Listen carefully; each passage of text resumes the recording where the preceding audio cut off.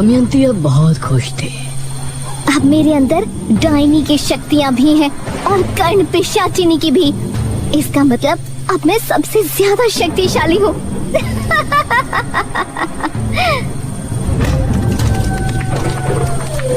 दमयंती ने राक्षसी देवी को प्रणाम किया और फिर राजा भीम सिंह के महल की तरफ चली गई। राजा भीम सिंह उस समय अपने शयन कक्ष में सो रहा था। तभी उसे महसूस हुआ कि कोई उसके सीने को सहला रहा है। वो हड़बड़ाहट में नींद से जागा। कौन है? आँख खुलने पर उसने दमयंती को अपने बिस्तर पर पाया तो वो हैरान रह गया।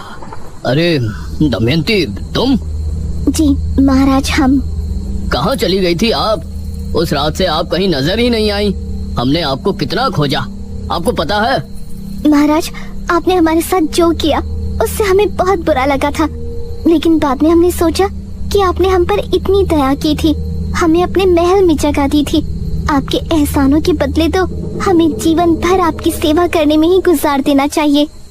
यह सुनकर राजा खुश हो गया। ऐसा नहीं है दमयंती, आप बस हर रात हमारा अकेलापन दूर कीजिए, यही हमारे लिए काफी है। क्यों नहीं महाराज? ये कहकर दमयंती महाराज पर झपटी। महाराज बेड पर वापस गिर गए और दमयंती उनके सीने पर बैठ गई। वो महाराज के चेहरे पर प्यार से हाथ फेरने लगी। महाराज भी उसकी कमर पर हाथ फेर रहे थे और अपनी आंखें बंद करके उसके कोमल जिस्म का स्पर्श महसूस कर रहे थे। तभी दमयंती की आंखें लाल लाल चमक उठी। उसके नाखून लंबे होकर राजा के सीने में चुभने लगे। भीम सिंह ने जैसे ही आंखें खोली तो दमयंती का नया रूप देखकर वो हैरान रह गया। हटिए, कौन है आप? हम वही हैं महाराज, जिनको आप सदैव अपनी दासी बनाकर रखना चाहते हैं। करीब आइए ना। दमयंती ने अपना तेज पंजा राजा के सीने पर ऐसा चलाया कि अगले ही पल भीम सिंह का दिल दमयंती के हाथ में था।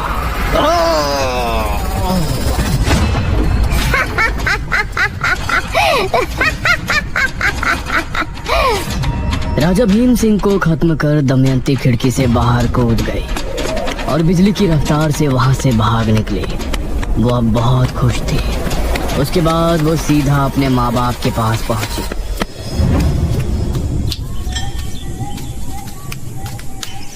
अरे दमयंती बेटी! उसकी माँ ने उठकर उसे गले से लगा लिया। कहाँ चली गई थी बेटी? अब कहीं नहीं जाऊंगी माँ। लेकिन उसका पिता तभी उस पर गरज कर बोला। कहाँ मुंह काला कर रही थी इतने दिनों से? मिल गया होगा कोई प्रेमी जिसके साथ तू रंगरलियां मना रही होगी। आप ऐसा क्यों बोल रही हैं? हमारी बेटी इतने दिनों बाद आई है। इसी बात का तो दुख है।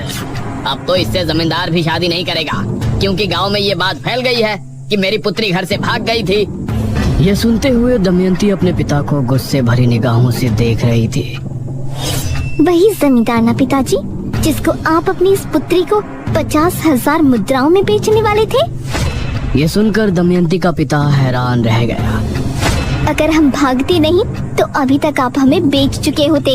उसे विवाह नहीं, बेच फरोख कहते हैं पिताजी। ये सुनकर उसका पिता दांत भींचते हुए अपने कमरे में चला गया। माँ, मुझे भूख लगी है, खाना लगाओ। दमयंती की माँ ने उसके लिए खाना लगाया और दमयंती ने खाना शुरू किया। लेकिन काफी खाने के बाद भी उसकी भूख मिट नहीं रही थी। माँ, और दो ना, भूख लगी है। बेटी, तुम 8 रोटी खा चुकी हो, अभी तक तुम्हारी भूख शांत नहीं हुई।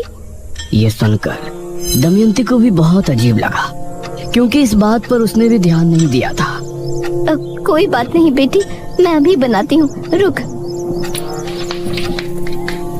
दमयंती की माँ ने उसके लिए 4 रोटियां और डाली, लेकिन उन्हें खाने के बाद भी दमयंती की भूख शांत नहीं हो रही थी। ठीक है माँ, मैं सोने जा रही हूँ।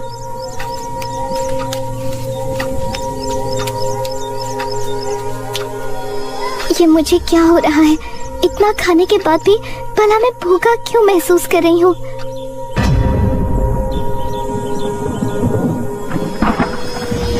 आधी रात का पहर था। चारों तरफ घना जंगल। दमयंती डरी सहमी सी अंधेरे के बीच खड़ी थी। ये मैं कहाँ आ गई? क्या मैं सही जगह हूँ? वो इधर उधर देख रही थी, लेकिन घने जंगल के अलावा कुछ भी नजर नहीं आ रहा था। तभी उसे एक आवाज सुनाई दी। ये आवाज सुनकर वो अचानक से डर गई और झाड़ियों के बीच जा छिपी। उसने देखा कि 4 आदमी कंधे पर एक ताबूत उठाए आगे बढ़ रहे हैं और उन्हें पहचानते ही वो बेहद डर गई। हे काली दुनिया की देवी, मुझे बचा लीजिए। वो चारों दमयंती के जितना करीब आ रहे थे, उसके दिल में खौफ और भी ज्यादा बढ़ता जा रहा था। वो उस तक पहुंचने ही वाले थे, तभी अचानक उसे झटका लगा। उसने पाया कि वो जमीन पर पड़ी है, क्योंकि वो तभी खाट से नीचे गिरी थी। ये भी स्वप्न था? इतना कुछ हो गया जिंदगी में, लेकिन ये स्वप्न अभी भी वहीं का वहीं है। उसने उठकर पानी पिया।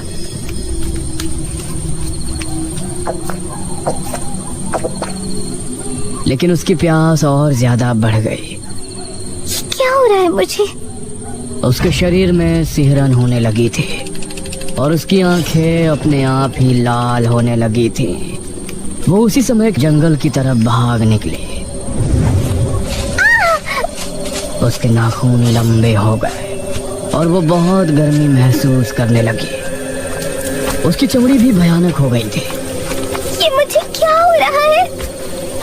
तभी उसे एक अक्स दिखाई दिया, जो कि तांत्रिका का था।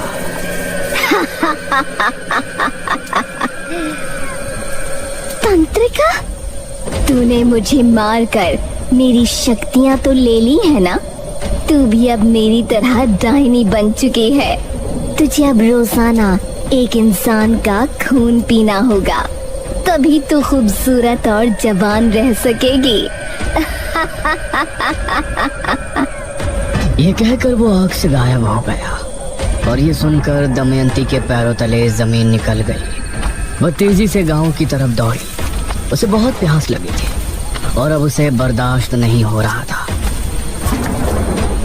वो चौक पर खड़ी गांव के घरों को देख रही थी। इनमें से किसी घर में जाकर अपनी प्यास बुझानी पड़ेगी, वरना मैं ऐसे ही बदसूरत बनी रहूंगी। तभी उसे सामने एक आदमी आता हुआ नजर आया, जिसने खुद को चादर से ढका हुआ था। वो बिजली की रफ्तार से भागी और उस पर झपट पड़ी। वो उसे लेकर झाड़ियों में गिरी और अगले ही पल झाड़ियों से उस आदमी के चीखने की आवाजें गूंजने लगी।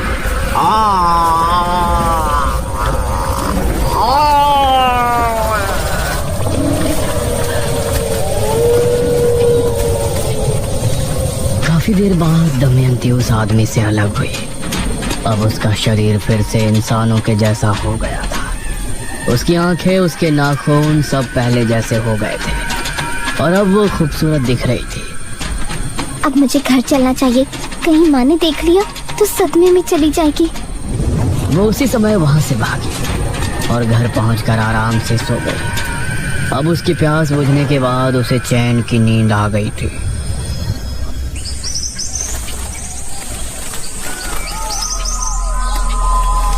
अगली सुबह घर में अजीब सा मातम सुनकर उसकी आंख खुली।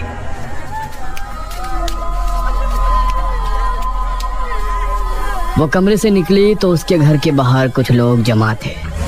उसके पिता की लाश जमीन पर पड़ी थी और उसकी माँ वहीं खड़ी आंसू बहा रही थी। ये क्या? ये कैसे हुआ? जरूर इस पर किसी जानवर ने हमला किया होगा। पूरे शरीर से खून गायब है। उसने देखा कि उसके पिता के लाश के पास वही चादर पड़ी थी जो उस आदमी ने ओढ़ी थी, जिसका शिकार उसने पिछली रात को किया था।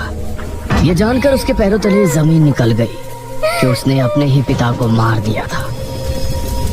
उसके पिता का अंतिम संस्कार किया गया और अपनी माँ को सफेद साड़ी में देखकर उसे बहुत बुरा लग रहा था, लेकिन अब जो हो गया था उसे बदला नहीं जा सकता था।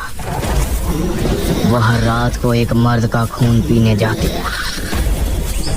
और उसकी सुंदरता निखरती जाती। जो भी लड़का उसे पसंद करता वो उसी को अपना शिकार बनाती, क्योंकि उसको मर्द के नाम से ही नफरत हो गई थी।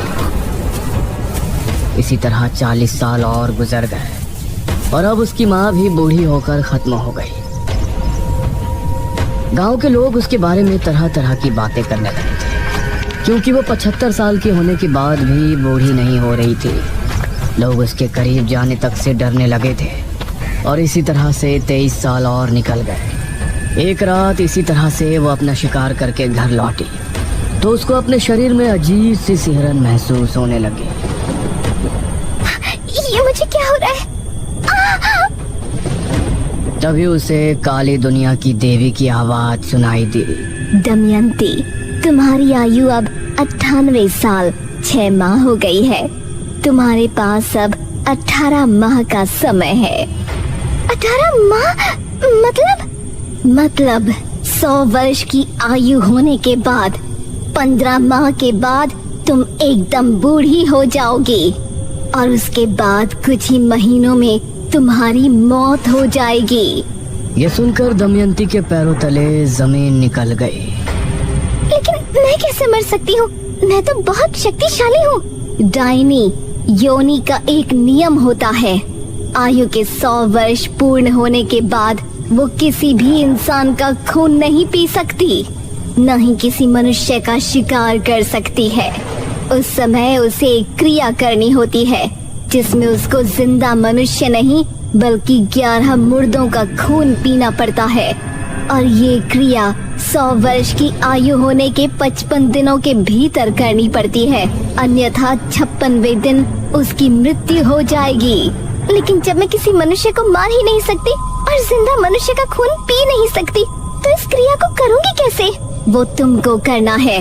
कैसे करना है ये सब तुमको देखना है, लेकिन उस क्रिया को करने के बाद ही तुम्हारी आयु 1000 साल बढ़ जाएगी, अन्यथा तुम्हारा अंत हो जाएगा। ये सुनकर दमयंती को कुछ भी समझ नहीं आया कि वो आगे क्या करे। इस तरह बेरमपुर में राजा विश्वजीत के प्रजाजन महामारी से जूझ रहे थे। महाराज, नगर में फैली महामारी अब और बढ़ चुकी है। अब इससे नहीं निपटा गया तो राज्य पूरी तरह से तबाह बर्बाद हो जाएगा। इस महामारी से निपटने का बंदोबस्त हम अवश्य करेंगे मंत्री जी। उसी समय एक आदमी वहां पहुंचा। महाराज की जय हो। जी, कौन है आप? महाराज, हम आपके पड़ोसी राज्य बल्लभगढ़ के राजा इंद्रसेन के दूत हैं। उन्होंने आपको शीघ्र ही मिलने बुलाया है। उनका कहना है कि आपके राज्य पर जो संकट आया है उससे निपटने में वो आपकी सहायता करना चाहते हैं। पिताश्री, हमें नहीं लगता कि वो हमारी इस महामारी से निपटने में कोई सहायता कर सकते हैं। हमें स्वयं ही कुछ करना पड़ेगा। समस्या गंभीर है राजकुमारी, हमें एक बार अवश्य ही उनसे मिलना चाहिए। हम आज रात ही उनके राज्य के लिए निकलते हैं। ठीक है पिताश्री, इस महामारी का जो भी हल निकले आप शीघ्र ही वापस आने की कोशिश करें, क्योंकि अगर आप इस बीमारी का इलाज नहीं ढूंढ पाए तो हमें ही कुछ करना होगा। अवश्य राजकुमारी। उसके बाद महाराज विश्वजीत सेनापति के साथ महल से निकले थे और फिर रास्ते में उनको एक सुंदर कन्या मिली, जो कोई और नहीं बल्कि दमयंती ही थी। दमयंती राजा विश्वजीत को किस तरह मिली और कैसे उसने राजा विश्वजीत को अपने प्रेम जाल में फंसाकर अपने 11 मुर्दों के खून पीने वाली क्रिया को अंजाम दिया, ये सब आप पिछले भाग में देख चुके थे। अंत में राजकुमारी मेघालय ने दमयंती पर हमला करके उसकी क्रिया भंग की थी और फिर दमयंती के शरीर वापस शक्ति पाने से पहले राज्य की सेना ने दमयंती को एक गुफा में बंद कर दिया था। कहा गया था कि अगर राजकुमारी मेघालय के कदम उस गुफा पर पड़ेंगे तो दमयंती जिंदा हो सकती है। और 6वें भाग में आपने देखा कि राजकुमारी मेघालय, जो इस जन्म में मेघना है, उसने अपने पिछले जन्म के पिता की लाश को एक गुफा से ढूंढकर निशिर मोलो के हवाले कर दिया था।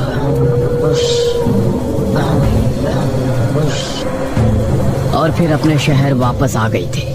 लेकिन भाग के अंत में हमने देखा था कि दमयंती एक ताबूत से बाहर आ गई है जो कि उसी गुफा में रखा था। वो कैसे वापस आई और अब आगे क्या करने वाली है, ये सब जानने के लिए आइए देखते हैं आगे की कहानी। तभी जनकपुर का माहौल बदल गया था। तेज तूफानी हवाएं चलने लगी और आसमान में काले बादल छा गए। हे भगवान, आज तो लगता है तूफान आने वाला है। आसमान में बिजली कड़क कर बार बार गुफा पर गिर रही थी। उसकी गहराई में एक और ताबूत रखा था जो पिछली बार भी हमने देखा था। उसके अंदर से धम धम की आवाज हुई और फिर उसका ढक्कन खुल गया। धीरे से उसके अंदर से दमयंती बाहर आई। उसके चेहरे पर अजीब सी मुस्कान थी। उसकी आंखें लाल लाल चमक रही थी और नाखून बहुत पैने हो गए थे। हम जाग उठे हैं, हम फिर से आजाद हो गए, आजाद हो गए हम। वो भयानक अंदाज में हंसती हुई गुफा से बाहर की ओर बढ़ गई। उसके चेहरे पर एक रहस्यमय मुस्कान थी जो आने वाले खतरे की तरफ इशारा कर रही थी। वो तालाब के किनारे पहुंची तो उसे पानी में उसका अक्स नजर आया।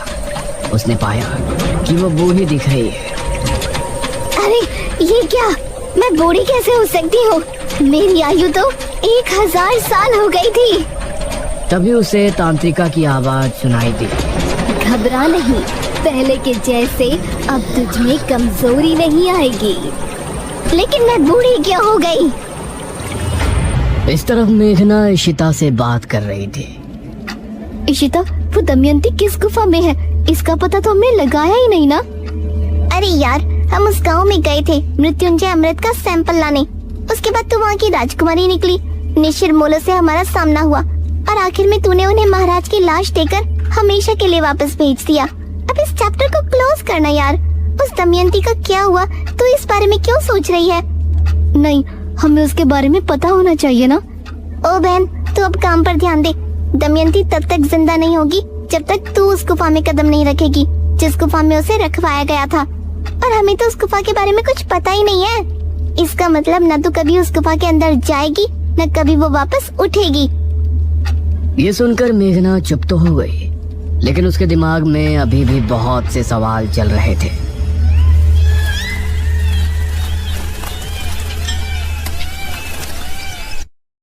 वहीं बेरमपुर में अनुज अपने घर पर बैठा हुआ था।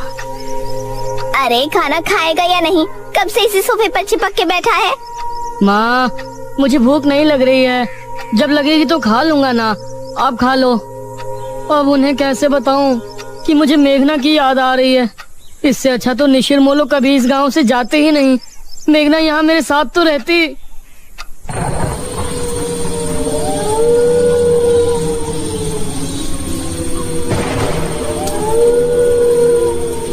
इस तरफ दमयंती जो अब बूढ़ी हो चुकी थी, उसको समझ नहीं आ रहा था कि उसके साथ ऐसा क्या हो रहा है। तभी उसे एक आवाज सुनाई दी और उसने आसमान में देखा। अरे ये क्या चीज है जो आसमान में उड़ रही है? ये तो कोई विमान लगता है। उसने आंखें बंद की तो उसे विमान में बैठे हुए लोगों की आवाजें सुनाई दी। अरे इस विमान में मनुष्य बैठे हैं। मतलब इस युग में मनुष्य हवा में उड़कर यात्रा करते हैं। ये संसार इतना आगे निकल गया है। ऐसे में कितने सालों बाद उठी हूँ। कहीं मेरे 1000 वर्ष पूरे तो नहीं हो गए। तभी उसे जोरों की प्यास लगने लगी। बहुत प्यास लगी है। कोई शिकार ढूंढना पड़ेगा। वो अब गांव की तरफ बढ़ गई। जनकपुरी में सभी गांव के लोग अपने अपने घरों में घुस गए थे। इस तरह का तूफान तो जनकपुरी में कभी नहीं आया। इतनी तेज हवा, कहीं घर की छत छप्पर ना उड़ जाए। जहाँ सभी गांव के लोग घरों में घुस चुके थे, वहीं कोई था जो कि अभी भी गलियों में भटक रहा था। बड़े दिनों के बाद चोरी करने का प्लान बना था। इस कमबख्त तूफान ने सब खराब कर दिया। अब तो घरों में सभी लोग जाग रहे होंगे, चोरी भी नहीं कर पाऊंगा। तभी उसे सामने से दमयंती आती हुई नजर आई। अरे ये बूढ़ी कौन है? वो आदमी कुछ कदम बढ़ाकर दमयंती के पास पहुंचा। दमयंती उसको ऊपर से नीचे तक देखने लगी। इसने कितने विचित्र वस्त्र पहने हैं। शायद इस जमाने के लोग यही पहनते हैं। अरे अम्मा, इतने तूफान में कहाँ जा रही हो? घर चली जाओ। इसको सुनसान जगह ले जाकर इसी का शिकार कर लेती हूँ। बेटा, मैं अपने घर ही जा रही थी। अपनी पुत्री से भेंट करके आ रही हूँ। भेंट करके? वो क्या होता है? अब मतलब मिलकर आ रही हूँ बेटा, लेकिन अब चला नहीं जा रहा। कोई बात नहीं अम्मा जी, आओ, मैं आपको घर छोड़ देता हूँ। आइए, मेरी पीठ पर चढ़ जाइए। उस आदमी ने दमयंती को अपनी पीठ पर बैठा लिया और आगे बढ़ गया।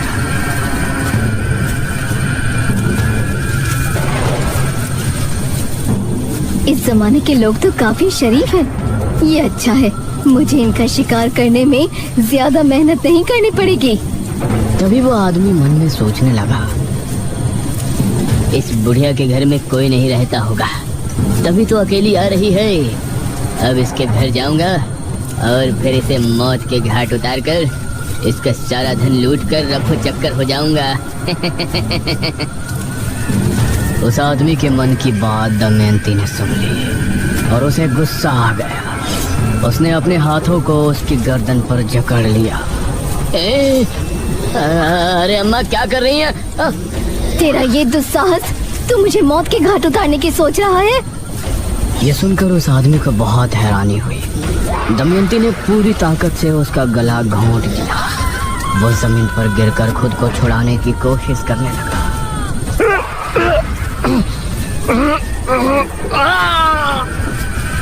उसकी चीख सुनकर आसपास पेड़ों पर बैठे पक्षी फड़फड़ाते हुए फिजा में उड़ गए। दमयंती उसे पूरी तरह से खाली करके उठ खड़ी हुई। अब सुकून मिल रहा है। तभी उसका शरीर ठंडा पड़ने लगा। अब ये क्या हो रहा है? तभी उसके शरीर की रंगत बिखरने लगी। उसके बाल भी काले घने हो गए। देखते ही देखते वो पूरी तरह से जवान और खूबसूरत हो गई। उसने अपने चेहरे पर हाथ फेरा तो अपनी खूबसूरती को वापस पाकर उसे बहुत खुशी हुई। मतलब मैं बूढ़ी सिर्फ इस वजह से हुई थी कि मैंने पिछले कई वर्षों से खून नहीं पिया था। इसका मतलब मेरी जिंदगी के 1000 वर्ष पूरे नहीं हुए। अब मैं राजकुमारी मेघालय से अपने साथ हुई सभी धोखेबाजी का बदला लूंगी। मार दूंगी उसको चारों तरफ से, मार दूंगी उसको चारों तरफ, तबाही मचा दूंगी। दमयंती आगे क्या करने वाली है? वो अचानक कैसे आजाद हो गई? क्या अब मेघना की जिंदगी में खतरा और ज्यादा बढ़ गया है? अनुज मेघना को पसंद करने लगा है। क्या होगा इसकी प्रेम कहानी में? बने रहिए हमारे साथ इस रोमांचक और डरावनी कहानी के अगले भाग ताबूत पार्ट 9 में भी।